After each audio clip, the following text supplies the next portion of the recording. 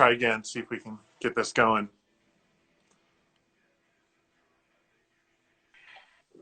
Can you see me now? Yeah, that's better. It's still kind of sketchy though. It's weird. But I can see you guys good and stuff, man. I'm all good here. Sounds better. Okay, cool. I think the audio is good. It's just the video's a little sketch, but it's all good, man. We'll get this going as long as you can see me, right? Yeah, I can see you clear. All right, cool, man. How you doing today, man? Just chilling? Doing good. Yeah, man, just doing the quarantine style, you know what I mean? I know it's crazy, right? It's weird. Best as we can, I know best as we can. yeah, for sure, man. I know you guys started back in like 1992, which is crazy. How'd you start getting into drums, and what was your inspiration? Dude, you know what? I watched my dad. I came from a young family. My mom and dad had me when they were teenagers. My mom was 14. My dad was 15. So Wow. watching my dad, he obviously he was still a young man and he was into rock and roll and he loved playing drums and he was my first drum idol, you know what I mean? And still to this day, I mean, he's the one that got me into playing drums and it's been it's been going on since then, you know what I mean? That's crazy. Do you guys ever jam together? You still hanging out? We used to, and he'll come to my house now, and I have an electric kit set up in the Right. garage. He'll jump on there and play his old school beats, and it's funny, you know what I mean? That's awesome. You're like, Dad, I heard that in the 90s, man. Let's go. Oh no, we're talking 70s, bro. Oh, man, that's great, man. Yeah, Yeah, man, POD, you guys have sold over 10 million records. I started in 1992. Tell me about like the genesis, how it all started, man. basically, man, me and Marcos we had a mutual friend of ours that knew that both of us were kind of playing separately in different bands, and so he came to my house one day. He said, "Hey, man, I know a guitar player. He's really cool. You know what I mean? He goes to my church, and Yeah, maybe you guys might want to jam together." And I said, "Well, what kind of music does he like? Does he like heavy stuff? Does he like rock and roll?" And he's like, "Yeah, that's what he plays." And so he yeah, brought him to my house, and I think Marcos was probably 15 or 16, and yeah. I'm a couple older than him, so I was 17 or 16, 17 around there. Dude, we started making music, man, together in my garage, and in my living room. We would practice in my mom and dad's house when they were gone to work. He had a little gorilla amp, and we would put it on top of the couch to get it to our ears to see, you know what I mean? Yeah. And dude, we've been playing ever since. He's been my first guitar player, and he's still my guitar player to this day. Isn't that sick? It's crazy. I mean, how lucky is that? How many bands were you in before that, or was that kind of like the original band, man? I mean, technically, that would probably be the first band, but Right. I was in another band before called Poetic Justice, and it was kind of like a Jane's Addiction like type of, you know what I mean, type of groove. Yeah.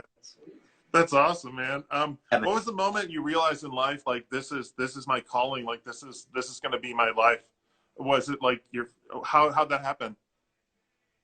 Actually, you know what? It was more of a gradual thing. It wasn't like this is what I want to do. It was more like we started playing shows, and all our friends started coming out, and then it got bigger and bigger, and it got to a point where the local promoters were putting us in with all the big international acts that were coming through because we would bring our crowd, and it just add to the, you know what I mean, to the attendance. And once my Right. dad started kind of seeing that, he was like, "Dude, let's put out a record." So my dad kind of funded the record. We did our first demo, you know what I mean, real cheap, and but just enough for people to take our songs back home and learn them. And dude, it just started getting bigger. And from then we started booking like into LA to New Mexico, like, you know what I mean, the surrounding Right. places around Diego that we can gig. And once we started building the following outside of California, then it was kind of like, hey man, I think it was like 1996. We all quit our jobs at the same time. The whole band. Trey was Dang. Trey was working at a place called Eden Leonard. He was like an engineer, so he had like a legit job. Me and Sonny were working at the Hotel Dell, like doing audio. And Marcos was giving blood for $15 a week trying to make practice. You Man, know what I mean? what a crazy group of guys. That's awesome, man. That's so cool. Yeah. So 90, I Yeah, mean, we've been playing since 92 and we were doing a lot of shows and we would do like weekend tours. And then we all yeah. kind of full time, maybe like, yeah, 95, 96. We all quit our jobs at the same time. And we were like, all right, it's now or never. Let's see what's up. That's sick, man. I remember in '92, man, there was so many good bands in '92 coming out, like Deftones and like Linkin Park was around then, and you guys and all that. That was a cool time for music. Yeah, man. Yeah, they used to come through San Diego. We used to play a place called Casbah's and Yeah, this place Bodie's, Deftones, Corn, yeah. Incubus. Like they would all come through, and we would far. You know, we even Green Day. We would play with Green Day a lot, just before they blew up and stuff. And yeah, it was a cool scene. San Diego had a cool, like punk rock, hardcore scene, which was cool. Yeah, man. I was in the military. I came out here in '99, and I remember Nice. hearing you guys the first time when I got to San Diego. I was like, "This, who is this band? It's awesome," you know. So it's cool. All right, on. Where'd you come from? Chicago. That's where I was born. Oh, okay. We used to play the Vic, the Riv, all them Oh places. yeah, yeah, Remember them places? yeah, man. Yeah, Chicago's cool. What? Let's see, man. I get so many questions. So many people are on board. I'm trying to remember. What's your favorite thing about touring, man? What do you like about it? I know it's kind of a grind, but what do you enjoy? To me, now that we've been touring for so long, um, and we're older now, you know what I mean? I think the more it's like just revisiting like the cities, even though we've been there 100 times, you know what I mean? But Yeah, you're young, you're partying, you're doing yeah, all this other stuff, and you're not really paying attention. Your mind's not really right.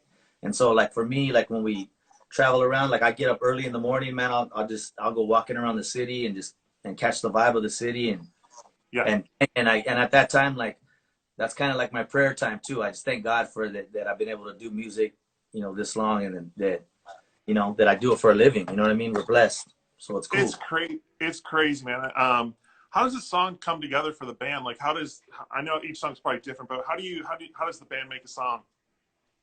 Typically, a lot of times, like Marcos, like he stockpiles a lot of like different type of riffs.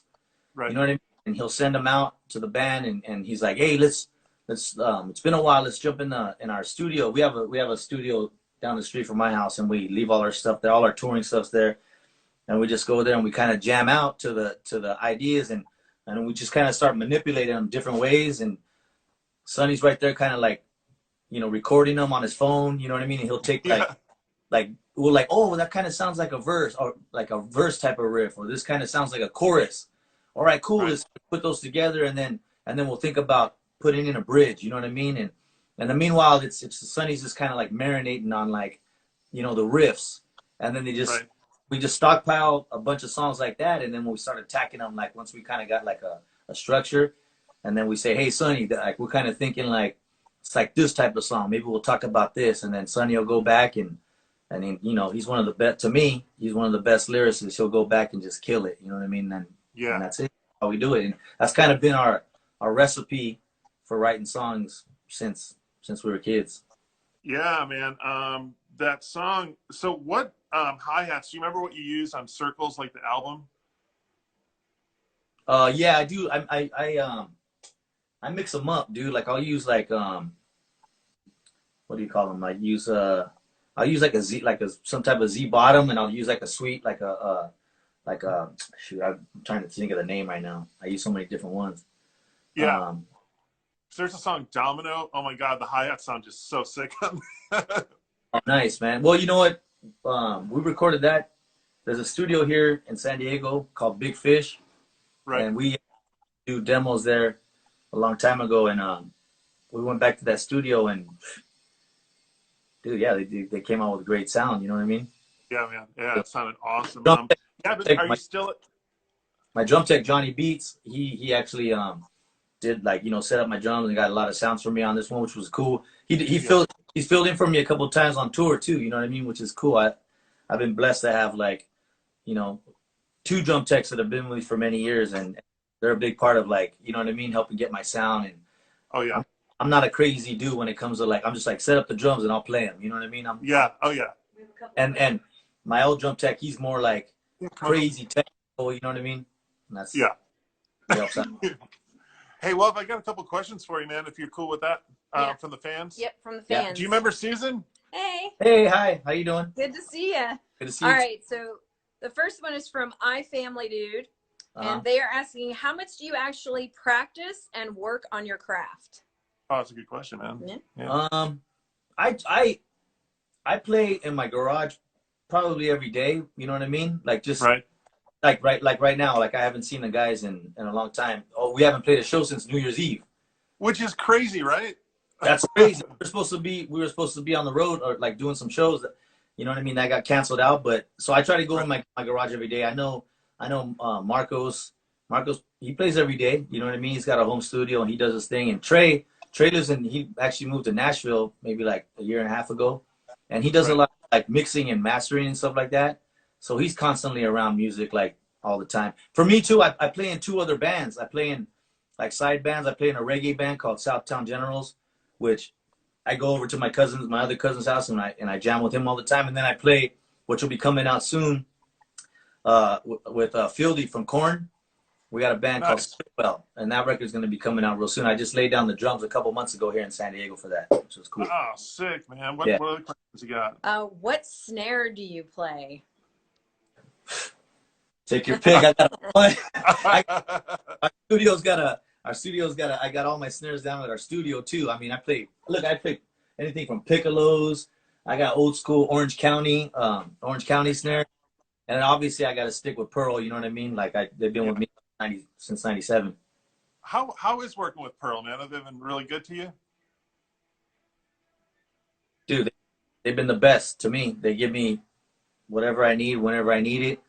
They never question me. I mean, you know, to me, I'm not like I said, I'm not a real technical guy. To me, drums are like the oldest instrument on the planet. You know what I mean? It's about the person behind it to make the sound. So like, I'm always like, hey dude, you know what I mean? Like set me up with the drum and grow up. But Pearl's been great, man. I can't thank them enough. What other questions you got? All right. Vivian asks, what's been your favorite song to tour? Ooh, that's a good one. Yeah, it is. I like, there's a song that we did many years ago called Roots in Stereo, which is cool because he's like a reggae type of artist. But before we put that song out, he was barely coming up. So he had this flavor and this style that nobody really heard before. And I thought it was cool just to incorporate it with the POD sound. And actually he was supposed to play on a different tune. And he got to the studio before us, and the engineer was playing a bunch of tracks. He's like, oh, cool, I'll put something on that. And we're like, homie, you're not even supposed to be on that track. He already started laying vocals, but it came out so sick that we just left it. And then before he left, I go, wait, we really wanted you to do like a straight up roots reggae song. So I ran down to the studio and I played like a reggae beat. And there's another song that he's on called Strength of My Life. And that one's really cool. And then another song is Southtown. Obviously, that's one of my favorite songs to play. Man, that's awesome, man. You're always so positive when I've dealt with you. Like, hey, man, I want to show you this. I actually got a picture. You probably don't remember this, but I don't know if you can see hell it. yeah. Nice. That's what's up. Yeah, man. That was a Nice. good place. And I've always enjoyed working with you. And this hangs in our shop. We got a wall of people, and that's in our shop, man. Oh, that's cool, dude. Yeah. I still got to get up there, man. I can't believe I haven't rolled up there, man. It's all good. It's all good. What is your ultimate 3-band concert? If you had to pay money to see 3 bands, live or dead, what would you see? I would see the Police. Oh yeah. Yeah. I would see U2, and I would see actually one of my I go to I don't pay because they're the homies, and I see them all the time. But it'd probably be like Deftones or Incubus because those are like my favorite like bands of now that are the homies that I love seeing them play live. Yeah, that would be weird if you had to pay to see them. That would be strange. Actually, get sick of me. Like, how many passes you need? Well, I'm like, it's 10. Cool. Like, damn, what? Hey, man, what's next for POD? What do you guys got what's on the horizon for you guys? Dude, we're like everybody right now. We're taking it day by day, month by month. And Right. so as soon as you know, we get out of lockdown, like we'll start Yeah. putting a plan together. You know what I mean? But I think everybody's kind of been on text. Like we're trying to do like we got to do some kind of live thing. You know what I mean? Via like Yeah. the internet or something cool. Yeah. Um, and you know everything's kind of at a halt right now. We're supposed to be in Europe in June, which is doesn't look like that's happening because all the major festivals, like we were doing Dynamo, we were doing Hellfest, we were doing Rock and Yeah. Ring, Rock and Pop, Download. All those are gone now. You know what I mean? So it's like I don't know. We'll see. Yeah, man. Yeah. Wish you the I best. wanted to. I think we wanted to revisit like a old one of our old independent records. We wanted to try to re-record those too, which would be cool. That would be sick, man. That'd be awesome. Yeah, because you know What's back then we didn't have budget. We didn't have the budget to make them sound good or anything. So, you know, make them sound better now. Yeah, man. What's are you ready for some lightning round questions, man? Do it. All right, man. Taco or burrito? Burrito. Single or double pedal? Single. I know. East Coast or West Coast? West Coast, baby. I know, right? Favorite venue you've ever played? Like something that was just rad to you. The Gorge. Where's that at? That's in the border of Washington and Oregon. Ah, sounds sick, man. Yeah. Do you ever get nervous before a show? I mean, you've been playing a long time. Do you still get nervous? I get nervous when we don't have our set down. Yeah, I can see that. I can see that.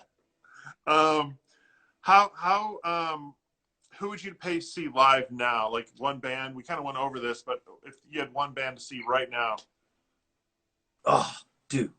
I know. Uh, right now, um, Pearl Jam. I know. Hey, man. Well, you're always so great to talk to you, man, and I appreciate you taking the time today, dude. Hey, right. Hey, thanks for inviting me, man. I appreciate it, bro. Yeah, it's been a pleasure to work with you. I hope we can get together again when this is all over and hang and just do our thing. And I wish you the best and all your family, man. Thank you. Likewise, bro. Thank you. Thanks for having All me. right. All right, man. Yeah, we got a ton of questions if you want to watch it later, and I'll kind of get some questions to you. But thank you, sir. We'll talk to you soon. Okay. Peace out, man. Later, brother. Later, man.